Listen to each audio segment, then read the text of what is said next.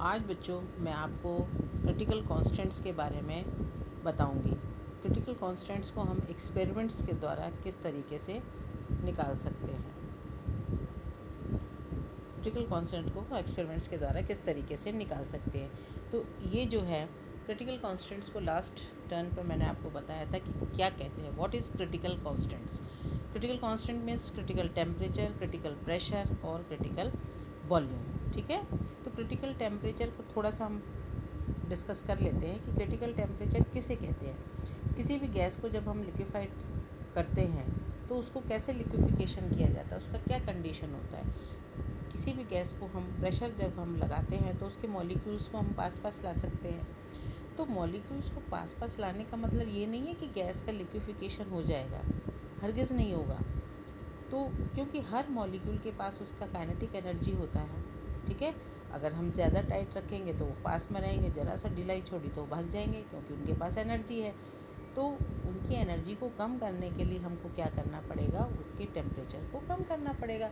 जब हम टेम्परेचर को कम करेंगे और फिर हम प्रेशर को लगाएंगे तो गैस का लिक्विफिकेशन जो है वो हो जाएगा, यानी वो द्रवीकरण अवस्था में आ जाएगी। तो यानी कि गैस के लिक्विफिकेशन के लिए क्या कंडीशन हो गई, हाई प्रेशर लो टेम्परेचर। तो जो वो टेम्परेचर है वो क्रिटिकल टेम्परेचर कहलाता है। उसके ऊपर चाहे कितना ही प्रेशर को लगा दो लेकिन गैस का लिक्विफिकेशन नहीं होगा।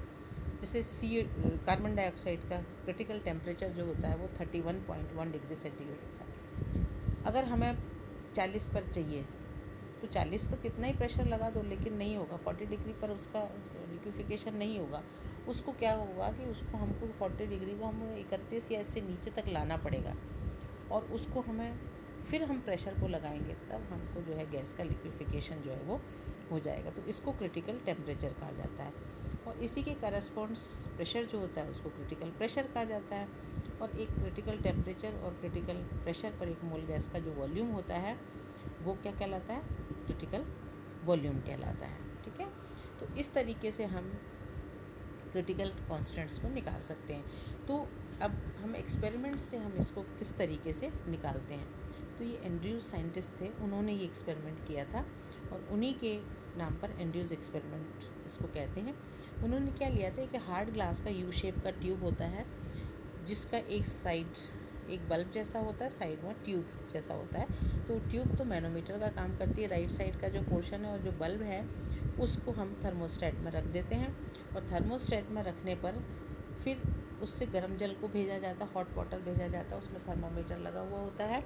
और फिर क्या किया जाता है कि उस टेम्परेचर को नोट कर लेते हैं जहाँ पर ये दोनों को, लिक्विड और वेपर को विभेद करने वाली जो लेयर है मेनिस्कस है वो गायब हो जाती है। दोनों फेजेस को अलग करने वाली लेयर जो है वो गायब हो जाती है। उस टेम्परेचर को नोट कर लेते हैं और फिर इसको ठंडा किया जाता है थर्मोस्टेट से पानी। तो उस टेम्परेचर को नोट कर लेते तो हमारे पास दो टेम्परेचर आ गए, तो दोनों का मीन निकाल लिया जाता है, तो वो कहलाता है टीसी। और इसी के करस्पॉन्ड्स हम साइड से मैनोमीटर से प्रेशर को रीड कर लेते हैं, तो वो हमको क्रिटिकल प्रेशर मिल जाता है। तो क्रिटिकल टेम्परेचर और क्रिटिकल प्रेशर तो हमने इससे कर लिया, लेकिन क्या होता है कि ज़रा से टेम्परेचर के चेंजेस से वॉल्यूम में बहुत ज़्यादा परिवर्तन आ जाता है टेम्परेचर प्रेशर के चेंजेस से।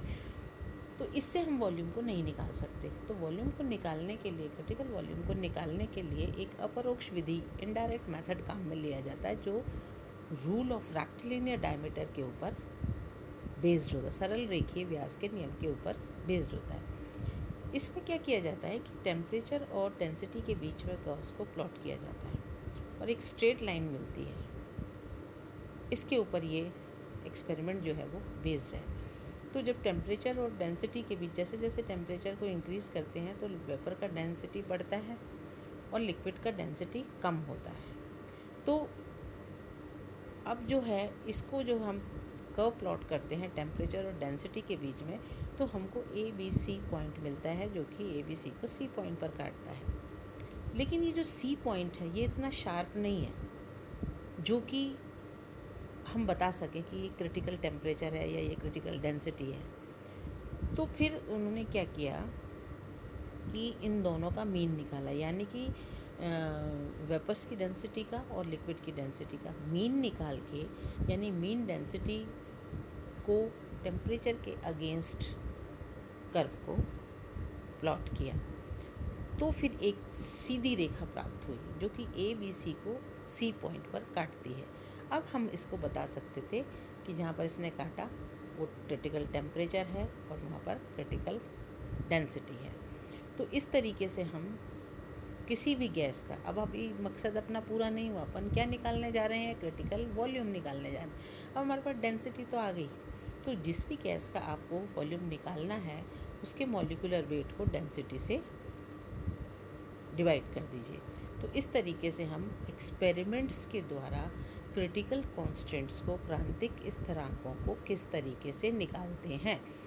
अब आपके पास एक क्वेश्चन अलग से भी आता है कि क्रांतिक आयतन को निकालने की अपरोक्ष विधि क्या है, यानी कि क्रिटिकल वॉल्यूम को रूल ऑफ रेक्टिलिनियर डायमीटर से हम किस तरीके से निकालते हैं। तो आप इसको इस तरीके से बता सकते हो, ठीक है। तो क्वेश्चन आपके पास, हम क्रिटिकल कांस्टेंट्स को दो तरीके से निकाल सकते हैं, एक तो एक्सपेरिमेंट्स के द्वारा और एक क्वेश्चन आता है calculate the critical constants from van der Waals equation. Van der Waals equation से हम क्रिटिकल कांस्टेंट्स का कैलकुलेशन किस तरीके से करते हैं। तो इसमें आपके पास फॉर्मूले आते हैं जिससे कि आपको वैल्यूज़ दे दी जाएंगी कांस्टेंट्स की, वॉन डेर वाल कांस्टेंट्स की। तो आप उनको वैल्यूज़ को पुट करके वो क्रिटिकल कांस्टेंट्स निकाल सकते हैं। तो जो वॉन डेर वाल इक्वेशन से है वो मैं आपको नेक्स्ट लेक्चर में बताऊंगी। तो उनके जो वैल्यूज़ आपके पास आती हैं इस तरीके से आती है, T C is equal to 8A/27 RB, P C is equal to A/27 B square and V C is equal to 3B। A और बी क्या है बच्चों, van der Waals constant, van der Waals स्थिरांक। ये इनका calculation, इस तरीके से हम फॉर्मूले भी निकाल सकते हैं वॉन डेर वाल इक्वेशन से। ये मैं आपको नेक्स्ट लेक्चर में बताऊंगी। ओके।